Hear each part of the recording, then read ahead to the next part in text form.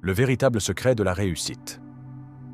Vous savez, les gens me demandent tout le temps « Jim, quel est le véritable secret de la réussite ?» Ils se penchent vers moi comme si j'allais leur révéler une ancienne carte au trésor. « Est-ce la stratégie ?» demandent-ils. « Est-ce la compétence? Un talent particulier? Un don? Un avantage caché ?» Et je leur réponds simplement et directement « Ce n'est rien de tout cela. Ce n'est pas une question de mécanique, de tactique ou de plan, c'est l'état d'esprit. 80% de la réussite, c'est l'état d'esprit. La façon dont vous pensez, ce que vous croyez, la manière dont vous vous parlez à vous-même. Seulement 20% concerne la mécanique, le savoir-faire, les techniques, les éléments externes. Le reste, c'est entièrement interne. C'est ce qui se passe entre vos oreilles quand personne ne regarde, quand les lumières sont éteintes et que la pression monte. Je n'ai pas toujours cru cela, non, monsieur. Quand j'étais plus jeune, naïf et plein d'excuses, je pensais que la réussite était réservée aux chanceux. Vous savez, ceux qui sont nés dans la bonne famille, qui avaient un oncle riche, qui ont obtenu une bourse ou hérité de la clé d'or. Je pensais que réussir signifiait côtoyer les bonnes personnes ou saisir la bonne opportunité au moment précis. Je pensais que c'était hors de mon contrôle. Mais un jour, quelque chose s'est produit. J'ai rencontré un mentor, un homme de sagesse et de clarté. Il m'a regardé droit dans les yeux avec un sérieux qui a dissipé toutes mes illusions et m'a dit « Jim, tu as tout ce dont tu as besoin, sauf la bonne philosophie. » Et ça m'a laissé sans voix. Cette déclaration m'a frappé comme une brique en pleine poitrine parce qu'à ce moment-là, j'ai réalisé quelque chose de profond. J'avais vécu comme une victime. J'avais blâmé tout ce à quoi je pouvais penser. L'économie, le gouvernement, les impôts, mon patron, mes parents, mon passé. Vous le nommez, je l'ai blâmé. Mais aucun de ces éléments n'était le véritable obstacle. Le vrai problème n'était pas à l'extérieur. Le vrai problème était à l'intérieur. C'était moi, mon état d'esprit, ma perspective, ma philosophie de vie. Et tant que je n'en prendrai pas conscience, tant que je ne changerai pas ma façon de penser, rien autour de moi ne changerait jamais. Le monde reflète votre état d'esprit, c'est la loi. Ou laissez-moi vous expliquer cela. Vous pouvez donner exactement la même opportunité, la même entreprise, les mêmes outils, le même temps à deux personnes différentes, et l'une d'elles la prendra et la transformera en un empire florissant, tandis que l'autre l'utilisera comme une autre excuse, une autre raison de se plaindre ou d'abandonner. Quelle est la différence?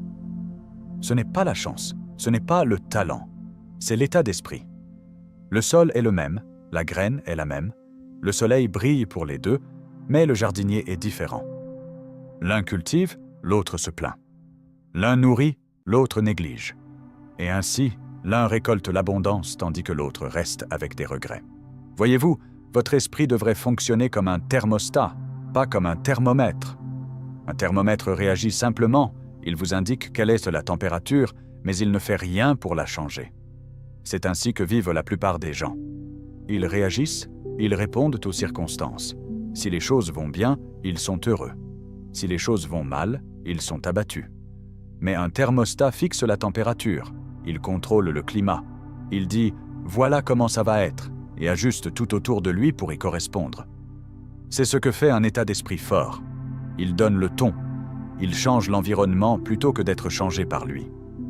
C'est ce genre d'esprit qui gagne. Écoutez-moi bien, la plupart des gens n'échouent pas parce qu'ils manquent soit de capacité ou d'opportunité. Ce n'est pas la véritable barrière. Ils échouent parce qu'ils n'ont jamais vraiment cru qu'ils pouvaient gagner en premier lieu. La bataille n'est pas gagnée lorsque vous franchissez la ligne d'arrivée, elle est gagnée ou perdue bien avant même que vous commenciez. Elle est gagnée dans votre esprit, dans ces moments personnels silencieux où vous décidez qui vous êtes et de quoi vous êtes capable. Si votre esprit dit non, peu importe ce que dit votre talent, vous vous saboterez avant même de commencer. Vous reculerez au lieu d'avancer. Ne vous méprenez pas, les compétences sont importantes, les connaissances comptent, l'expérience peut faire une énorme différence. Mais voici la vérité. Sans le bon état d'esprit, vous n'utiliserez rien de tout cela. Vous serez assis sur une montagne de potentiel sans jamais y puiser. Vous douterez de vos talents. Vous ignorerez votre préparation. Vous vous dissuaderez des opportunités avant même qu'elles ne frappent à votre porte. Vous direz des choses comme « Qui suis-je pour faire ça ?» Et si j'échoue? Ce n'est pas de l'humilité, c'est un problème d'état d'esprit. C'est la peur déguisée en logique et c'est le moyen le plus rapide de rester bloqué. L'état d'esprit est le filtre à travers lequel vous voyez le monde entier. Il colore votre perspective, il détermine comment vous interprétez ce qui vous arrive, surtout l'échec. Un état d'esprit faible voit l'échec comme une impasse. Un état d'esprit fort le voit comme un détour, une leçon, un signal, un enseignant. Une personne tombe et dit « C'est fini, j'abandonne ». Une autre tombe et dit « D'accord, maintenant je sais ce qu'il ne faut pas faire, laissez-moi ajuster et réessayer ». Même échec, même situation, résultat totalement différent. Pourquoi? Parce que l'un était guidé par la peur, l'autre par la sagesse. Laissez-moi vous poser une question personnelle. Que vous dites-vous lorsque la vie vous frappe au ventre, quand le plan s'effondre, quand l'affaire ne se conclut pas? Vous maudissez-vous? Vous accablez-vous de honte et de culpabilité? Ou prenez-vous du recul et vous dites-vous la vérité? Car la vérité, c'est que l'échec ne signifie pas la fin. Cela ne signifie pas que vous êtes brisé ou sans espoir. Cela signifie que vous êtes en processus, que vous apprenez, que vous évoluez, que vous repoussez vos limites. C'est la croissance, et c'est là que le caractère se construit, dans ce milieu désordonné et douloureux. Votre état d'esprit est plus que de la pensée positive. C'est votre philosophie personnelle, c'est la lentille à travers laquelle vous vous voyez, vos objectifs, les autres, et même les difficultés. C'est comment vous percevez le temps, comment vous voyez le travail. Si vous voyez le travail acharné comme un fardeau, une punition, vous l'éviterez comme la peste. Mais si vous croyez que le travail acharné est une graine, que l'effort aujourd'hui est le début de la grandeur de demain, vous vous y engagerez avec joie, vous transpirerez avec un but précis, vous cesserez de voir le labeur comme une perte et commencerez à le voir comme un investissement. Je me souviens quand j'étais fauché, 25 ans, plein d'ambition mais les poches vides. J'avais du retard dans mes factures, j'évitais le propriétaire, j'étais gêné de répondre au téléphone. Mais laissez-moi vous dire que le pire n'était pas le manque d'argent, ce n'était même pas la pression. Le pire, c'est que je l'avais accepté. Je pensais que c'était normal, je pensais que la lutte était simplement mon sort dans la vie. C'est ce que fait un état d'esprit brisé. Il vous fait tolérer des choses que vous n'étiez jamais censé accepter. Puis j'ai rencontré Monsieur Chef, mon mentor. Il n'a pas eu pitié de moi, il ne m'a pas cajolé.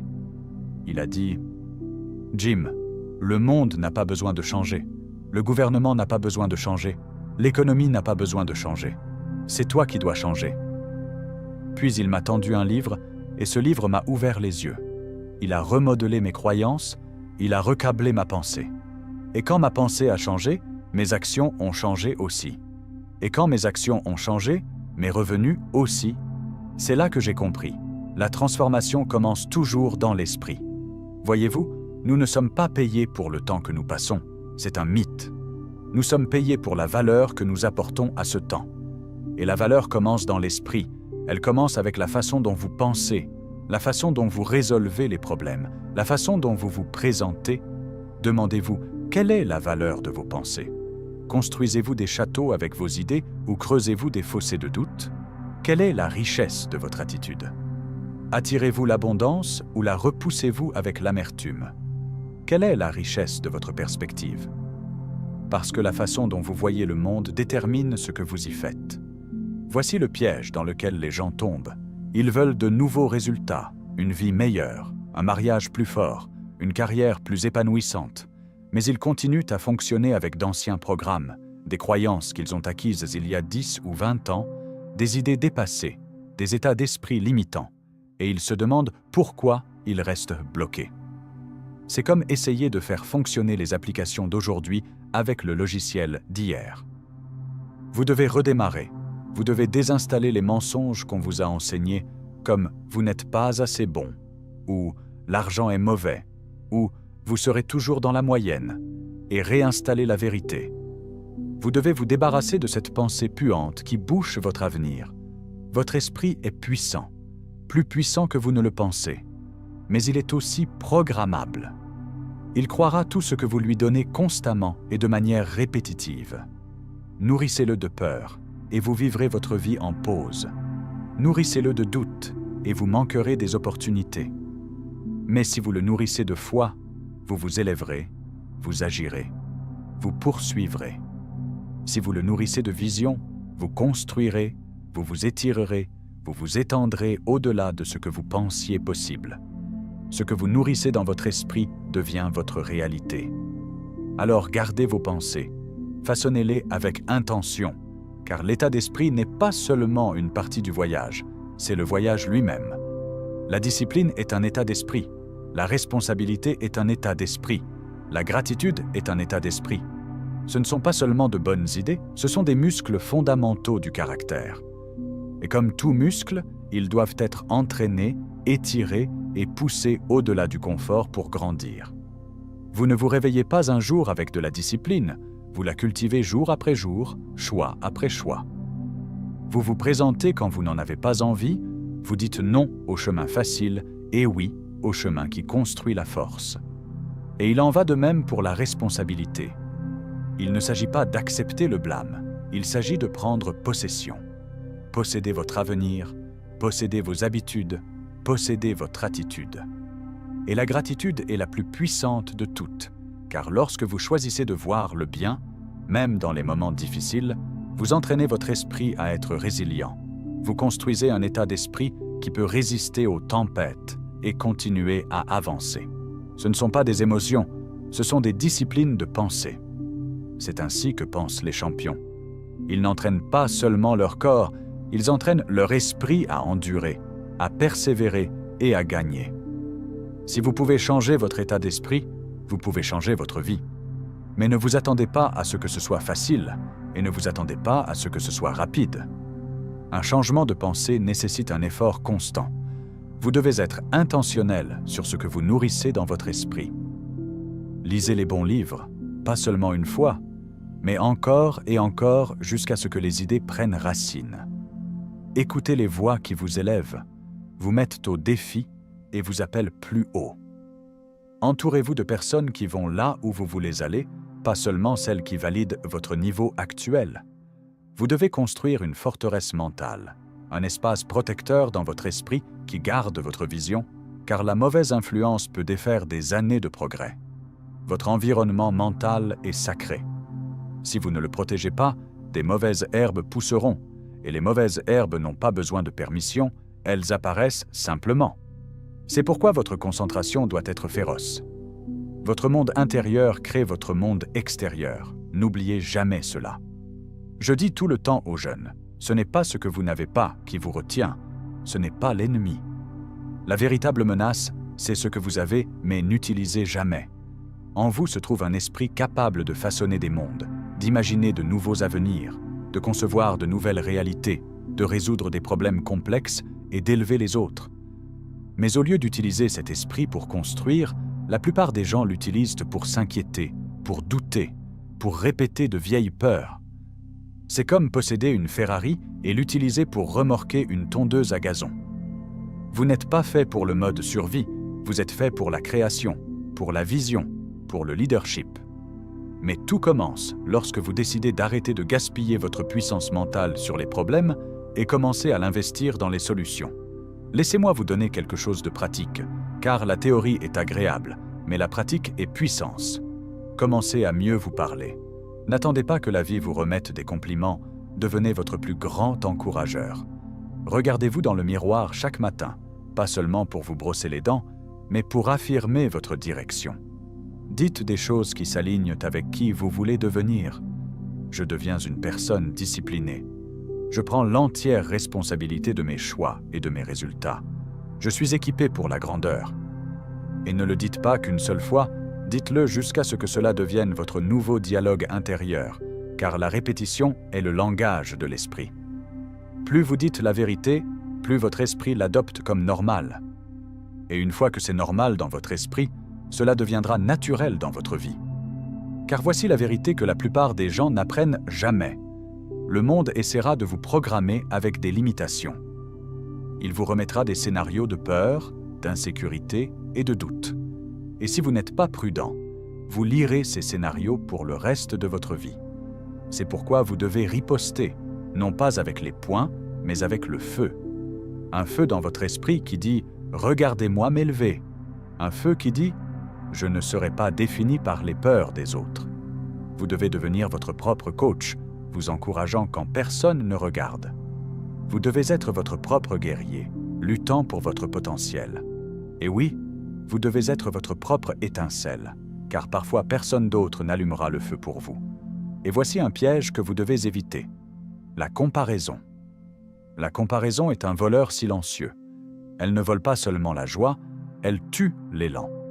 Elle vous convainc que vous êtes en retard alors que vous êtes exactement là où vous devez être.